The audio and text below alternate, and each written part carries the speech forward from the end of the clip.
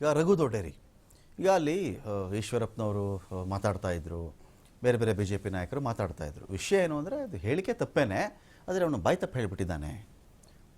ನಮ್ಮಗಳ ಬಾಯಲ್ಲಿ ಅಪ್ಪಿ ತಪ್ಪಿ ಕೂಡ ಅಂಥ ಒಂದು ಸ್ಲೋಗನ್ ಅಥವಾ ಘೋಷವಾಕ್ಯ ಅಥವಾ ಒಂದು ವಾಕ್ಯ ಬರೋಕ್ಕೆ ಚಾನ್ಸೇ ಇಲ್ಲ. ಈಶ್ವರಪ್ಪನವ್ರು ಹೇಳ್ತಾ ಇದ್ರು, ಅಪ್ಪಿ ತಪ್ಪಿ ಬಾಯಿ ತಪ್ಪು ಬಂದಿದೆ ಅದು. ವೆರಾಸ್ ಕಾಂಗ್ರೆಸ್ನವ್ರು ಹೇಳಿದಾಗ ಗಲ್ಲಿಗೇರಿಸಿ ದೇಶದ್ರೋಹಿ ಇದು ಬರುತ್ತಲ್ಲ, ಈಗ ಅವ್ರು ಬಾಯಿ ತಪ್ಪು ಹೇಳಿದ್ದಾರೆ, ನಮ್ಮ ಕಾರ್ಯಕರ್ತರು ಯಾವತ್ತೂ ಆ ಥರ ಮಾತಾಡಲ್ಲ ಅಂತ ಹೇಳ್ತಾರೆ. ಇದೇ ಸ್ಟೇಟ್ಮೆಂಟನ್ನು ಇನ್ನೊಬ್ಬ ಆರೋಪಿನೂ ಕೊಡಬಹುದು. ನಾನು ಬಾಯಿ ತಪ್ಪು ಹೇಳಿಬಿಟ್ಟೆ ಸರ್ ಅವತ್ತು, ಸರಿಯಾಗಿ ಗೊತ್ತಾಗಲಿಲ್ಲ ನನಗೆ. ಬಿಜೆಪಿಯವರ ನಕಲಿ ಮುಖವಾಡ, ಬಿಜೆಪಿಯವರ ನಕಲಿ ದೇಶ ಪ್ರೇಮವನ್ನು ತಾವು ಕೂಡ ನೋಡ್ತಿದ್ದೀರಿ. ಅಂದರೆ ಇದೇ ಒಂದು ಸಣ್ಣ ಎಕ್ಸಾಂಪಲ್ ಕೊಡ್ತೀನಿ ರಮಾಕಾಂತ್ ಅವರೇ.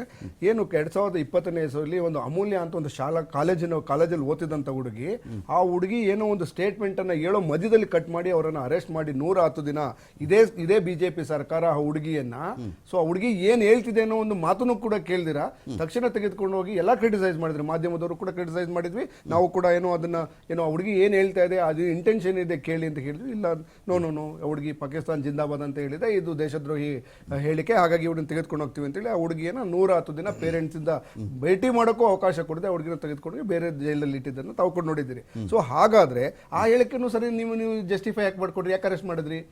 ಇವತ್ತು ನಿಮ್ಮ ಮಂಡ್ಯದ ನಿಮ್ಮ ಬಿಜೆಪಿ ನಾಯಕರು ಬಂದು ಇವತ್ತು ಈ ಸ್ಟೇಟ್ಮೆಂಟ್ ಹೇಳಿದ್ದಾರೆ ಬಾಯ್ ತಪ್ಪಿಂದ ಆಗಿದೆ ಅನ್ನೋದಾದ್ರೆ ಅವತ್ತು ಅದನ್ನು ಕನ್ಸಿಡರ್ ಮಾಡ್ಬೋದಿತ್ತಲ್ಲ ನೀವು, ಅಥವಾ ಉದ್ದೇಶ ಏನು ಅಂತ ಕೇಳ್ಬೋದಿತ್ತಲ್ಲ. ಯಾವುದನ್ನು ಕೇಳ್ದಿರೋ ಏಕಾಏಕಿ ತೆಗೆದುಕೊಂಡು ಹೋಗಿ 110 ದಿನ ಜೈಲಲ್ಲಿ ಕೂಡಿಸ್ಬಿಟ್ಟು ನೀವು ಶಿಕ್ಷೆ ಕೊಡೋದಾದ್ರೆ ನಿಮ್ಮ ಕಾರ್ಯಕರ್ತರಿಗೆ ಯಾಕೆ ಕೊಡಬಾರ್ದು? ಸೊ ಇದು ನೀವು ನಕಲಿ ಏನು ಬಿಜೆಪಿಯವರು ಅವರು ಹೇಳುವುದೆಲ್ಲ ಏನು ಕನ್ನಡದಲ್ಲಿ ಒಂದು ಗಾದೆ ಇದೆ, ಸೊ ಅವರು ನಕಲಿ ದೇಶ ಪ್ರೇಮಿಗಳು. ಸೊ ಮಾತಾಡ್ತಿದ್ರೆ ಯಾರಾನ ರಾಜಕೀಯ ಬೇರೆ ಯಾರಾನ ಒಂದು ಹೇಳಿದ್ರೆ ಅದು ತಪ್ಪು. ಈಗ ನನ್ನ ಮೊನ್ನೆ ಯಾರು ಹೇಳಿದ್ದಾರೆ ಯಾರೇ ಹೇಳಿರ್ಲಿ ಅದು ತಪ್ಪು. ಆದ್ರೆ ಹೇಳ್ತಿದ್ದಂಗೆ ಹೇಳಿಕೆ ಏನು ಅವ್ರನ್ನ ದೇಶದ್ರೋಹಿ ಹೊರಗಡೆ ಹಾಕಿ ಅವ್ರನ್ನ ಶೂಟ್ಔಟ್ ಮಾಡಿ ಅಂತ. ಹಾಗಾದ್ರೆ ನಿಮ್ಮ ಕಾರ್ಯಕರ್ತರ ಬಗ್ಗೆ ಯಾಕೆ ನೀವು ಸಾಫ್ಟ್ ಕಾರ್ನರ್ ತೋರಿಸ್ತಿದ್ದೀರಿ? ಅಂದ್ರೆ ನಿಮ್ಮ ಮನೆಯಲ್ಲಿ ಆದ್ರೆ ತಪ್ಪು ಒಳ್ಳೇದು ಏನು ಸಾಫ್ಟ್ ತಪ್ಪು, ಬೇರೆಯವ್ರದ್ದಾದ್ರೆ ಉಗ್ರ ತಪ್ಪ. ಸೊ ಈ ಮನಸ್ಥಿತಿಯಿಂದನೇ ಬಿಜೆಪಿಯವರು ಡಬಲ್ ಸ್ಟ್ಯಾಂಡರ್ಡ್ ಅನ್ನೇನು ಹಿಪೋಕ್ರಸಿ ಅಂತ ಏನ್ ಕರಿತೀವಿ ಅದನ್ನ ಫಾಲೋ ಮಾಡ್ತಾ ಇದ್ದಾರೆ. ಆಯ್ತು, ಈಶ್ವರಪ್ಪನವ್ರು ಏನಂತ ಹೇಳಿದ್ರು, ಕೆಂಪು ಕೋಟೆಯ ರಾಷ್ಟ್ರ ಧ್ವಜವನ್ನು ತೆಗೆದು ನಾವು ಭಾಗಧ್ವಜವನ್ನು ಹಾಕ್ತಿವಿ ಅಂತ ಹೇಳಿದ್ರಿ. ಯಾವ ನೈತಿಕತೆ ಸ್ವಾಮಿ ನಿಮ್ಗೆ ಈ ವಿಚಾರ ಮಾತಾಡೋದಕ್ಕೆ? ಅಂದ್ರೆ ರಾಷ್ಟ್ರಧ್ವಜದ ಅಂದ್ರೆ ಇದು ರಾಷ್ಟ್ರಧ್ವಜ ಬಂದಿದ್ದೇನು ಪುಕ್ಕಟ್ಟೆ ಬಂದ್ಬಿಡ್ತಾ?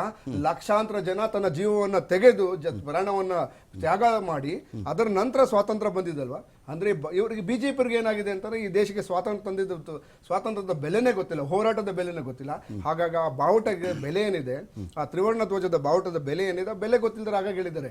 ಇದೇ ರೀತಿ ಪ್ರತಿಯೊಂದು ಹೇಳಿಕೆ ನೀವು ದ್ವೇಷಕ್ಕೆ ಹೋಗಿ ಅರೆಸ್ಟ್ ಮಾಡಿಸಿದಿರಾ ಈಗ ಅಂತ ಅದಕ್ಕೆ ಅವತ್ತು ಕ್ರಮ ಆಗಿರ್ಲಿಲ್ಲ, ಹೋರಾಟನೂ ಮಾಡ್ಲಿಲ್ಲ, ಬಿಜೆಪಿಯವರಿಗೆ ತಾಕತ್ತಿರ್ಲಿಲ್ಲ. ದೇಶದ್ರೋಹಿ ಹೇಳಿಕೆ ಕೊಡುವವರನ್ನ ಶಿಕ್ಷೆ ಮಾಡುವಂತ ತಾಕತ್ತು ಬಿಜೆಪಿಗೆ ಇರ್ಲಿಲ್ಲ. ಆ ತಾಕತ್ತು ನಮ್ಮ ಕಾಂಗ್ರೆಸ್ ಸರ್ಕಾರಕ್ಕಿದೆ. ಹಾಗಾಗಿ ಯಾರೇ ಹೇಳಿಕೆ ಕೊಟ್ಟಿದ್ರು ಅವರನ್ನ ಬಿಡ್ಲಿಲ್ಲ, ನಾವು ಅರೆಸ್ಟ್ ಮಾಡಿದ್ದೇವೆ. ಅದು ವಿಧಾನಸೌಧದಲ್ಲಿ ಇರ್ಲಿ, ಇನ್ನೊಂದು ಜಾಗದಲ್ಲಿ ಇರ್ಲಿ, ಇನ್ನೊಂದು ಮೂಲೆಯಲ್ಲಿ ರಾಜ್ಯದ ಯಾವುದೋ ಒಂದು ಮೂಲೆಯಲ್ಲಿ ಇದ್ರು ಕೂಡ ಮಾಡೇ ಮಾಡ್ತೇವೆ. ಅಂದ್ರೆ ನಾನು ಹೇಳ್ತಾ ಇರ್ತೀವಿ, ಈ ದೇಶದ ಬಾಬಾ ಸಾಹೇಬ್ ಅಂಬೇಡ್ಕರ್ ಕೊಟ್ಟಿರ್ತಕ್ಕಂಥ ಸಂವಿಧಾನದ ಆಶಯದಂತೆ ಕೆಲಸ ಮಾಡ್ತಕ್ಕಂಥ ಸರ್ಕಾರ ಏನಿದ್ರು ಕಾಂಗ್ರೆಸ್ ಸರ್ಕಾರ ಮಾತ್ರ. ರಿಪೋರ್ಟ್ ಅನ್ನ ಮುಚ್ಚಿಡಕ್ಕೆ ಟ್ರೈ ಮಾಡ್ತಾ ಇತ್ತು ಕಾಂಗ್ರೆಸ್ ಅಂತ, ಹೇಗೋ ವಿಷಯನ ಮರೆಸ್ಬಿಡಕ್ ಪ್ರಯತ್ನ ಪಡ್ತಾ ಇತ್ತು. ಖಾಸಗಿ ಲ್ಯಾಬ್ ನ ರಿಪೋರ್ಟ್ ಬಂದ ಮೇಲೆ ಬೇರೆ ಗತ್ಯಂತರವಿಲ್ಲದೆ ಇನ್ನೆಲ್ಲಿ ಇದು ಇದ್ದಿದ್ದು ಒಂದು ಗಾದೆ ಇದೆ, ಕುಣಿಲಾರ್ದೊಳಗೆ ನೆಲಡೊಂಕು ಅಂತ ಹೇಳಿ. ಹಾಗಾಗಿ ಅವ್ರಿಗೆ ಬೇರೆ ಯಾವುದೇ ರಾಜಕೀಯ ವಿಚಾರ ಇಲ್ಲದೆ ಇರೋದ್ರಿಂದ ಏನು ಕೆಲವು ಚರ್ಚೆಗಳು ನಡೀತಾ ಇದೆ. ಬಿಜೆಪಿ ಮತ್ತೆ ಜೆಡಿಎಸ್ ನಲ್ಲಿ ನಡೀತಿರ್ತಕ್ಕಂಥ ಆಂತರಿಕ ಜಗಳದನ್ನ ಹೊರಗಡೆ ಬರೋದಕ್ಕೆ ಈ ರೀತಿಯಿಂದ ಕೆಲವು ಯೋಚನೆಗಳು ಮಾಡ್ತಾರೆ. ಒಂದು ವಿಚಾರವನ್ನು ಚರ್ಚೆ ಮಾಡೋಣ. ಇನ್ನು ನಾಸಿರ್ ಹುಸೇನ್ ಅವರು MP ಗೆದ್ದ ನಂತರ ಇನ್ ಕೇಸ್ ಆ ಸಂದರ್ಭದಲ್ಲಿ ನಡೆದಿದ್ರೆ ಅದಕ್ಕೆ ಡ್ಯಾಮೇಜ್ ಆಗೋದು ಯಾವ ಪಕ್ಷಕ್ಕೆ?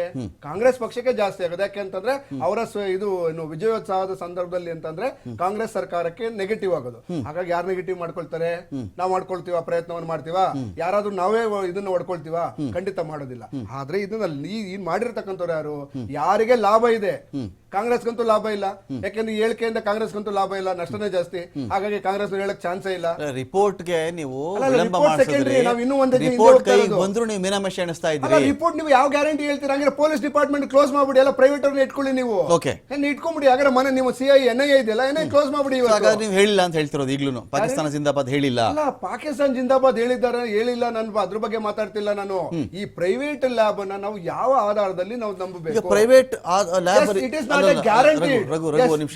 ನಿಮಿಷ ರಘು, ಈಗ ಪ್ರೈವೇಟ್ ಲ್ಯಾಬ್ ರಿಪೋರ್ಟ್ ನಂಬಿಕೊಂಡು ನೀವು ಮಾಡಿದಿರಿ ಅಂತ ನಾವು ಹೇಳ್ತಾ ಇಲ್ಲ. ನೀವು ವಿಳಂಬ ಮಾಡ್ತಾ ಇದ್ರಿ. ಎಲ್ಲೋ ಒಂದ್ ಕಡೆಯಿಂದ ಪ್ರೈವೇಟ್ ಲ್ಯಾಬ್ ಇಂದ ಒಂದು ಆನ್ಸರ್ ಬಂತು.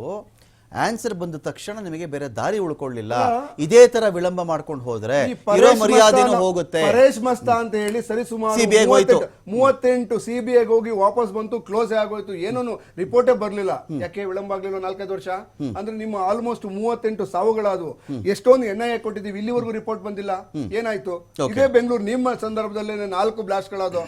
ಏನು IAS ಸರಿ ಬಿಜೆಪಿ ಕಚೇರಿ ಮುಂದೆನೆ ಬ್ಲಾಸ್ಟ್ ಆಯ್ತು, ನಮ್ಮ ಚರ್ಚ್ ಇದ್ರಲ್ಲಿ ಒಂದಾಯ್ತು, ಸೊ ಸರಿ ಕ್ರಿಕೆಟ್ ಸ್ಟೇಡಿಯಂ ಹತ್ರ ಹಲವಾರು 4 ಬಾರಿ ಮನೆ ಯಡಿಯೂರಪ್ಪನವ್ರು ಇದ್ದಾಗ ಒಂದ್ ಬ್ಲಾಸ್ಟ್ ಆಯ್ತು, ಬೊಮ್ಮಾಯಿ ಅವರು ಇದ್ದಾಗ ಒಂದಾಯ್ತು. ಇಲ್ಲಿವರೆಗೂ ಏನಾಯ್ತು? Okay. ಏನು ತನಿಖೆ ಅಂದ್ರೆ ನೀವು ಕೇವಲ ಅಲ್ಲ, ನಾನು ಇಡೀ ಪ್ರಶ್ನೆ ನೀವು ಬೇರೆ ತರ ಅರ್ಥ ಮಾಡ್ಕೋತಾ ಇದ್ದೀರಾ. ನಾನು ಹೇಳ್ತಿರೋದೇನು ಅಂದ್ರೆ ಪ್ರೈವೇಟ್ ಲ್ಯಾಬ್ ರಿಪೋರ್ಟ್ ಬರೋವರೆಗೂ ನೀವು ಕೂಡ ಟ್ರೈ ಮಾಡ್ತಾ ಇದ್ರಿ ಹೇಗಾದ್ರೂ ಮುಚ್ಚಾಕೋಣ ಅಂತ. ಆ ರಿಪೋರ್ಟ್ ಬಂದ ತಕ್ಷಣ ನೀವು ಬೇರೆ ದಾರಿ ಉಳ್ಕೊಳ್ಳಿಲ್ಲ. ನಮ್ಗೆ ಏನ್ ಲಾಭ? ದಾರಿ ಉಳ್ಕೊಳ್ದೆ ನೀವು ಅರೆಸ್ಟ್ ಮಾಡ್ಬಿಟ್ರಿ. ಆಗ ನಮ್ಗೆ ಏನ್ ಲಾಭ? ಅದರಿಂದ ಏನ್ ಲಾಭ? ನಮ್ಗೆ ಲಾಭ ಅಂದ್ರೆ ಅಟ್ಲೀಸ್ಟ್ ವಿಷಯ ಮರ್ಸೋಣ. ಆ ತರದ ಹೇಳಿಕೆ ನಡೆದಿಲ್ಲ. ನಮ್ಗೆ ಏನ್ ಲಾಭ? ಓಕೆ, ಸರ್ಕಾರ ಏನ್ ಲಾಭ ಅಂದ್ರೆ ಆ ತರದ್ ನಡೆದೇ ಇಲ್ಲ. ಸುಮ್ಮನೆ ಬೇರೆ ಪಕ್ಷಗಳು ಆರೋಪ ಮಾಡ್ತಾ ಇವೆ.